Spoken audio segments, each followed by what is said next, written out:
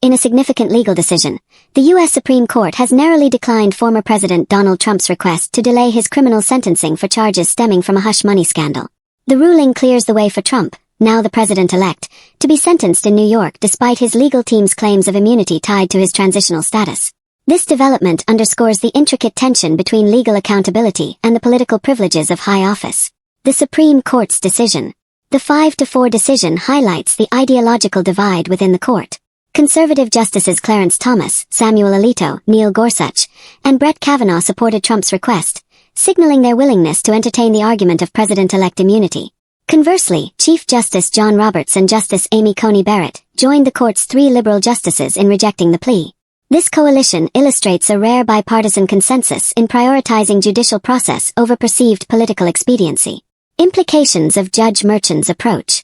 Judge Juan Merchan, who presides over the case, has indicated his intention to impose an unconditional discharge. While this outcome spares Trump prison time, fines or probation, it nonetheless represents a blemish on his record. The decision to pursue a symbolic sentence reflects a calculated effort to respect the principle of presidential immunity, while affirming the seriousness of Trump's conviction on 34 felony counts of falsifying business records. Merchan's remarks about Trump's actions, describing them as premeditated and continuous deception by the leader of the free world, underscores the gravity of the case.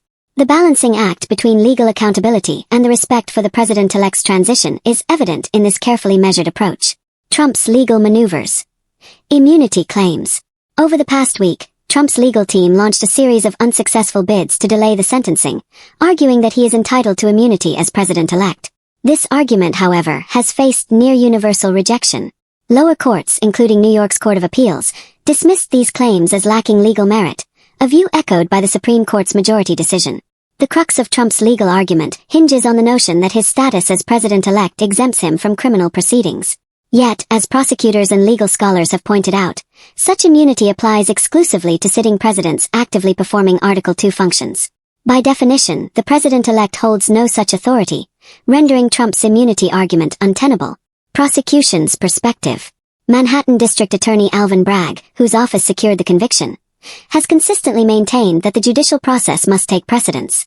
Bragg's remarks under the importance of upholding the sanctity of the jury's verdict, stating, "The jury's voice must not be rubbed out."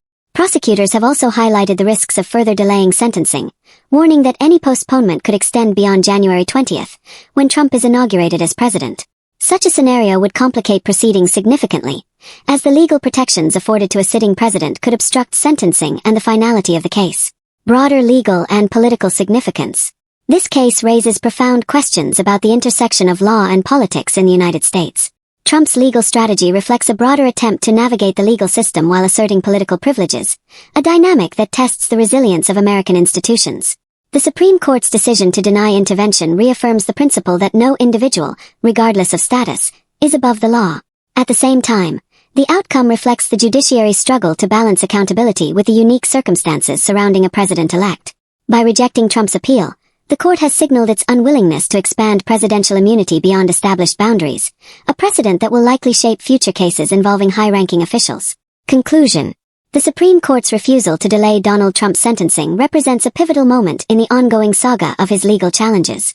The decision underscores the judiciary's commitment to upholding the rule of law, even when confronted with the complexities of political power. As Trump prepares for his sentencing, the case serves as a stark reminder of the accountability inherent in a functioning democracy, regardless of one's position or aspirations.